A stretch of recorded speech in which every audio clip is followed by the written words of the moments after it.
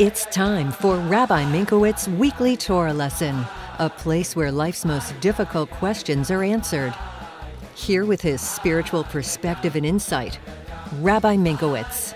Welcome to this week's Torah lesson. This week's Torah portion is Parsha Noach. The question of the week is, what happens when you see bad in another person? So in this week's Torah portion, we learn about God bringing the flood to destroy the world for the bad behavior.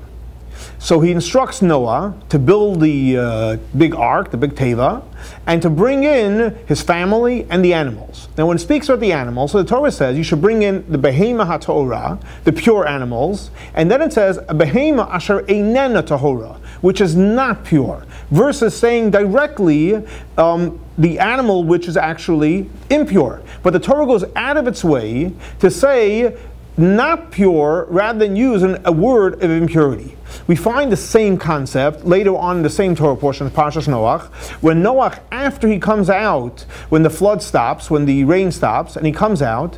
So after the flood, when Noah comes out with his 3 children, so he plants a vineyard.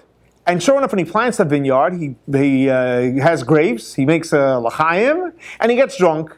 Once he gets drunk, he falls on he goes on the floor and he exposes himself. So Noah has 3 sons. So the Torah tells us that Ham, his son, sees his father's nakedness. And he goes and tells the other brothers.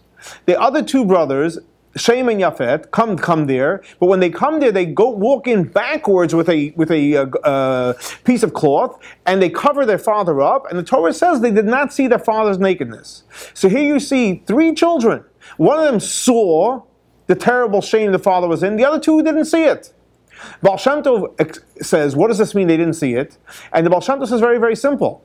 That when someone is doing something which looks bad, or maybe even is bad, you have a choice to look at the bad, or you have a choice not to see bad. Why? Because the Baal Shem Tov says that life is a mirror. Why does somebody see bad in another person? Baal Shem Tov says, it's because obviously you have that bad and the other person is a mirror. And if you see the bad, it's because you have the bad. Obviously if you don't see the bad, because you don't have it. It doesn't exist in your world.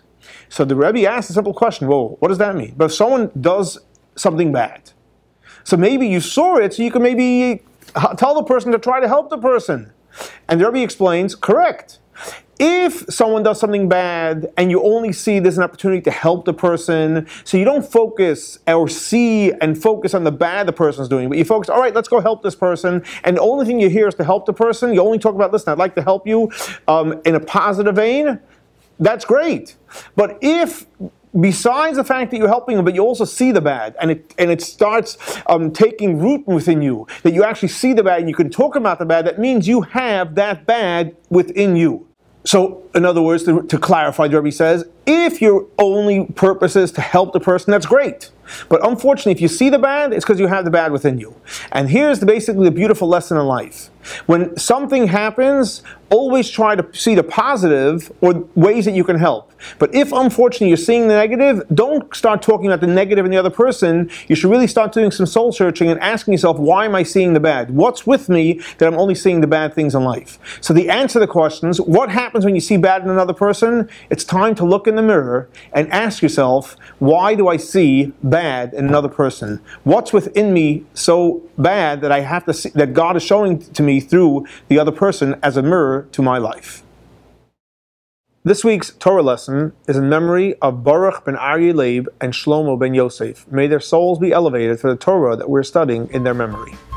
Thanks so much for joining us for our weekly Torah lesson. For more information on Chabad, please see our website.